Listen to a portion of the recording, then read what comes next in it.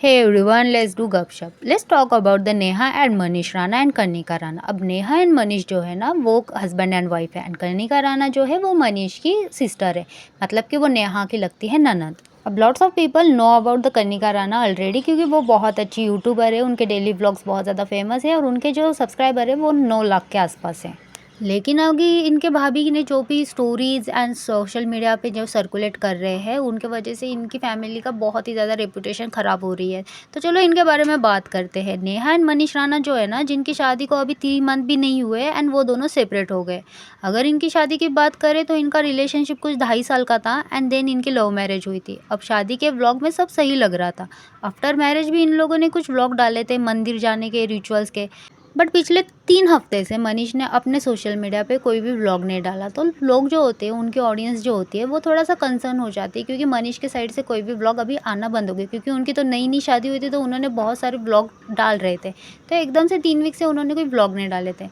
फिर क्या होता है ना, लोग सवाल पूछना स्टार्ट कर देते हैं। देन जो नेहा होती है उसके सोशल मीडिया पे वो एक स्टोरी अपलोड करती है जो कि ये होती है, हे गाइस, मैं अपने मम्मी पापा के घर हूँ और ठीक हूँ। थैंक यू आपके इतने प्यार और सपोर्ट के। बहुत जल्दी मेरे चैनल पर व्लॉग आने वाला है। मैं सब कुछ बताऊंगी कि क्या क्या हुआ है मेरे साथ।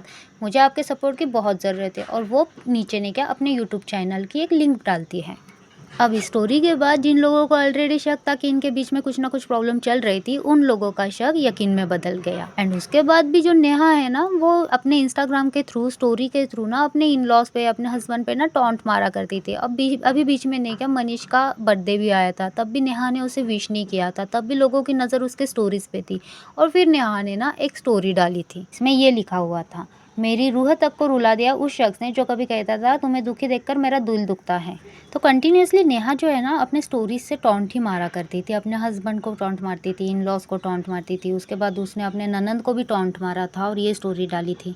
अब जो लोगों को ये नहीं समझ में आ रहा था कि एक्चुअल में इशू क्या है, क्या हस्बैंड एंड वाइफ में इशू है या फिर इनके इन लॉज और इसके बीच में इशू है, तो लेकिन बाद में नहीं क्या, नेहा ने और एक स्टोरी डाली थी जो कि उसने ननंद पे टॉन्ट मारा था। मैं कहना चाहता हूं वो घर बर्बाद हो जाते हैं जहां बहू से ज्यादा अहमियत शादीशुदा बेटी को दी जाती है। अब इतने ज़्यादा टॉन्ट और इतने ज़्यादा स्टोरीज़ लगाने के बाद ना लोग बहुत ज़्यादा कंसर्न हो गए, क्योंकि 2.5 महीने की शादी एकदम से लोग छोड़ के आ जाते हैं तो कुछ ना कुछ बहुत बड़ी प्रॉब्लम होगी। तो लोगों ने सवाल जवाब करना स्टार्ट कर दिया नेहा से। फिर नेहा ने एक स्टोरी अपलोड की थी कि मैं आज शाम को लाइव आऊँगी और उसके बाद मैं सब कुछ बता दूँगी कि क्या क्या हुआ है करके। तो उन्होंने लाइव आए थे, लेकिन उसका मैंने ऑलरेडी एक वीडियो डाला हुआ है। अगर आपको उनका लाइव देखना है तो मेरे डिस्क्रिप्शन बॉक्स में उसकी लिंक मिल जाएगी। उसमें से थोड़ा सा ही क्लिप मैं यहाँ पे चलाऊँगी, जिसमें उन्होंने कहा था कि उन्हें बहुत ज़्यादा मारा गया है और उन्होंने ये भी कहा था कि मेरा पैर तोड़ा है और फिर मुझे घर से निकाल दिया गया है। शादी को 2.5 महीने हुए थे, मुझे घर से बाहर निकाल दिया है कि तू इस घर में नहीं रहेगी। अब मैं सारा प्रूफ दूंगी, किसने क्या बोला, क्या करा मेरे साथ, मेरे पैर तोड़ा, मैं सब बताऊंगी। बस एक जेलसी के लिए मेरे को उस घर से निकाल दिया। ये सब जब लाइव आके नेहा ने बोला था ना, तो उसके बाद नेहा को भी बहुत ज़्यादा हेट मिल रहा था कि जो एलिगेशंस उसने डाले थे, चलो छोड़ो, हम एलिगेशन नहीं बोल सकते क्योंकि अभी तक वो चीज़ें प्रूफ नहीं हुई है और अभी तक वो उसने कहा भी है कि मेरे पास प्रूफ है, मैं प्रूफ के साथ आऊँगी। तो let's wait for her videos कि वो किस प्रूफ के साथ आती है, क्या उन्होंने रिकॉर्ड किया है या फिर उनके पास फ़ोटोज़ है इन सब चीज़ों के। तो इस पर तो हम बात नहीं कर सकते कि उनका जो पैर, तो उनके साथ मारपीट सच में हुई थी या नहीं हुई थी, क्योंकि वो अगर बोल रहे हैं कि मेरे पास पूरे प्रूफ है और मैं प्रूफ के साथ आऊँगी, तो उसके बारे में तो ना कमेंट करे तो ही बेहतर है। लेकिन ये जो बात नेहा ने लास्ट में बोली थी ना कि जेलसी के लिए ये सब हुआ था, तो वो चीज़ ना लोगों को इतनी हजम नहीं हुई, क्योंकि कनिका जो है वो क्यों जेलस होगी। कनिका के ऑलरेडी इतने ज़्यादा सब्सक्राइबर है, उसका ऑलरेडी इतना बड़ा बेस बना हुआ है। 9 लाख के आसपास अगर उस बंदी के सब्सक्राइबर है, उसके व्यूज़ भी बहुत अच्छे खासे आ जाते हैं, 10 लाख 12 लाख वगैरह व्यूज़ आते कभी कभी उनके वीडियोस को। कभी और जो नॉर्मल वीडियोस होते हैं उनके, तो नॉर्मली व्यूज़ तो उनको 1-2 लाख तो आ ही जाते हैं। तो जेलसी यहाँ पे फैक्टर लोगों को समझ में ही नहीं आ रहा है कि जेलसी किस बात की होगी, क्योंकि कनिका ऑलरेडी बहुत फेमस है, तो जेलसी यहाँ पे किस बात की होगी। लेकिन कोई भी चीज़ इतनी जल्दी क्विकली सोशल मीडिया पे डालना ना बिल्कुल सही नहीं। आपके रिश्ते में प्रॉब्लम्स है तो वो घर में भी सॉल्व हो जाती है, लेकिन सोशल मीडिया पे क्या होता है ना, जब आप एक कोई चीज़ सोशल मीडिया पे डाल देते हो वो कभी भी आप अंडू नहीं कर सकते। सोशल मीडिया से कभी भी कोई चीज़ ना डिलीट नहीं होती। अब क्या होता है कि अब लोग भी अपने ओपिनियंस देंगे, और जो लोग बोलते हैं ना कि यार आप लोग क्यों उन पे वीडियोस बना रहे हो, देखो वो सोशल मीडिया पे डाल रहे हैं तो लोग ओपिनियन देंगे ही अपना। लेकिन अब प्रॉब्लम्स ये हो जाती है कि कंट्रोवर्सी बहुत ज़्यादा बढ़ जाती है। जो रिश्ते शायद बैठने के बाद सॉल्व भी हो सकते थे, वो रिश्ते अब सॉल्व कभी नहीं हो सकते, क्योंकि आज तक जितने भी सोशल मीडिया पे तमाशे हुए उनके रिश्ते कभी सॉल्व नहीं हुए।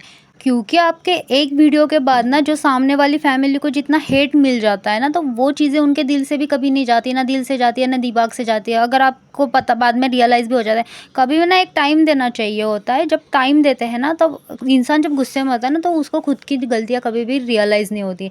जब एक टाइम चला जाता है 2 महीने 3 महीने, तो इंसान को ये भी रियलाइज़ हो जाता है कि यार मेरे से क्या गलती हुई थी, या फिर मेरा टोन कैसे था किसी से बात करने का, तो शायद इस वजह से भी रिश्ता ख़राब हुआ होगा। लेकिन आप इतने क्विकली अगर सोशल मीडिया पे चीज़ें डालते हो ना, तो वो रियलाइज़ेशन का वक्त ही निकल जाता है।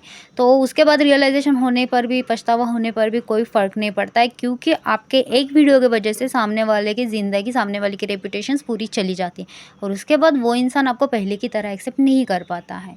अब नेहा की इस स्टोरी के बाद में क्या सब वेट कर रहे थे कि कनिका अपने व्लॉग में कुछ ना कुछ बोलेगी ज़रूर, लेकिन कनिका ने इस चीज़ को पूरी तरह से इग्नोर किया, विच इज़ रियली गुड, क्योंकि जो प्रॉब्लमेटिक जो डिवोर्स होने होते हैं, जो झगड़े होने होते हैं, वो कोर्ट ही करेगा, फैसला कोर्ट करेगा, जनता नहीं करेगी। And which is good, actually controversy को बढ़ावा ही नहीं दिया है कनिका ने और उसके फैमिली वालों ने, तो ये कंट्रोवर्सी आगे बढ़ेगी ही नहीं, क्योंकि अल्टीमेटली आपके जो प्रॉब्लम है वो जनता नहीं सॉल्व करने वाली, वो यूट्यूबर्स नहीं सॉल्व करने वाले, वो आपकी ये सॉल्व करने वाले, कोर्ट सॉल्व करने वाली है, घर वाले सॉल्व करने वाले हैं। लेकिन अगर इतने ज़्यादा सामने से एलिगेशंस आ रहे हैं और रेपुटेशंस कम हो रही है, तो माइट भी कनिका ने भी अपनी साइड की स्टोरी बतानी चाहिए थी। आप सबको इन सब के बारे में क्या लगता है, मुझे कमेंट सेक्शन में ज़रूर बताना, और हम वेट करते हैं कि नेहा के साइड से और क्या स्टोरीज़ या व्लॉग आते हैं और प्रूफ क्या आते हैं।